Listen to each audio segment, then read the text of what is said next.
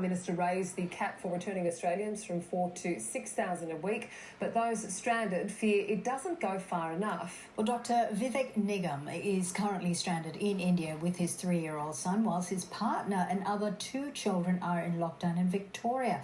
Dr. Vivek Nigam joins us now on Weekend Breakfast. Thank you so much for taking the time to speak to us. This is obviously a very, very difficult time for you to be separated from your family here in Australia. How long have you been in India for? Yeah, well, the family has been separated for almost most of this year. Actually, my son got stuck in India in March when we traveled back to Australia, and he was planning to come.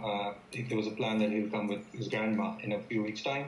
Mm-hmm. And obviously the flights were cancelled around March when COVID happened. And since then we've been trying to get him back from India. So I made a very hard decision in June to because that was the first time when flights were actually available for India, to split the family, and at least so that all kids would have at least one parent with them. And I traveled to India on an exemption in June to try and get him back.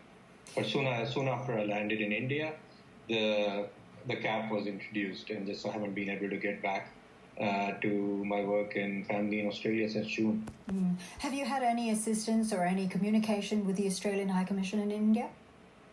The Australian High Commission is pretty good in communicating, but there hasn't been a lot of assistance as such. I think it's been advocated by a number of people who have been stuck overseas, that the Australian High Commissions in various countries and the government should have a greater role in trying to prioritize people who need to come back, because the flights are available. The flights for, say, September, whole month's flight were announced in end of July, and they were sold out in 10 minutes.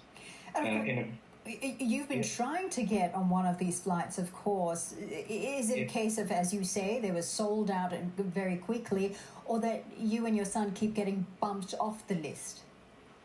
Well, I think people in Europe and US have got this issue that they keep getting bumped off because the airlines there will fill up the seats but then cancel people because they just can't take enough people back to Australia. The issue is that the flights can only carry, say, for example, from India, only 35 people on a flight. It's not really viable for any airlines, and they make up money by taking people back.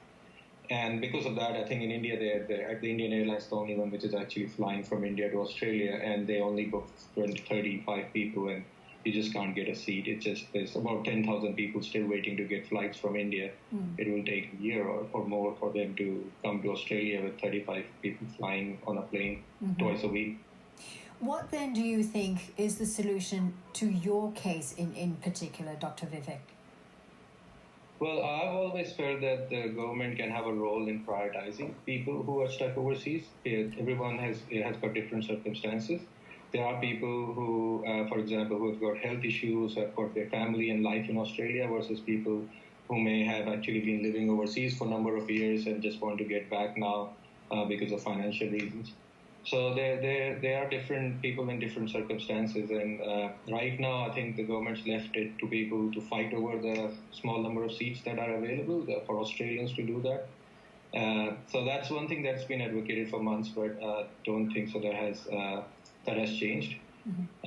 Flight caps, look, I agree with the number of the quarantine arrangement and number of people that Australia can accommodate, because we've seen what's happening overseas and the spread of the virus and the number of deaths, really. So it's actually good to keep us safe. I was part of that public health response for most of the year. And of course, Dr. Vivek, while you were in Australia at the time, being a medical doctor, you were very much active in trying to stem the spread of the virus. Do you think as a doctor you should have this special exemption and be allowed to come home as soon as possible? Look, I think there's many people who can claim an exemption. I think some of the celebrities have been able to travel a little bit easier than some of the citizens. So I'm not sure that's for government to decide. I don't really want to claim special consideration. But yeah, that's true. If we are important part of workforce and have been involved in the response, and even from India, I work for both hospitals, and my employers have been very supportive for letting me work from India, and I've been able to do whatever can be done remotely to manage manage the response, Perth Hospital's response to the COVID pandemic. It must be very difficult for you and your son to be away from your wife and your two other sons in Melbourne. So, yeah, it's my husband, actually, and my two other sons. So we share 3 boys together. And yes, it is quite hard for him to be alone and working full-time from home, and with 2 kids who can't go to daycare now because of lockdown in Victoria. So I think it's probably harder on him than it's been on me. But yeah, the main thing for us is to have the family together. The kids miss each other. Every night I do a bedtime story for the kids in Australia over Zoom because they don't sleep, and I'm the one who needs to tell the story.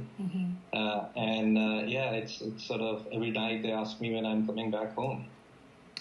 Well, we certainly hope, Dr. Vivek Nigam, that you come home as soon as possible, and we can't wait to see you safely home. Thank you so much for your time on Weekend Breakfast. Thanks for giving us a platform. Time to check in with the latest in market and finance news now, and here's Brian Parker.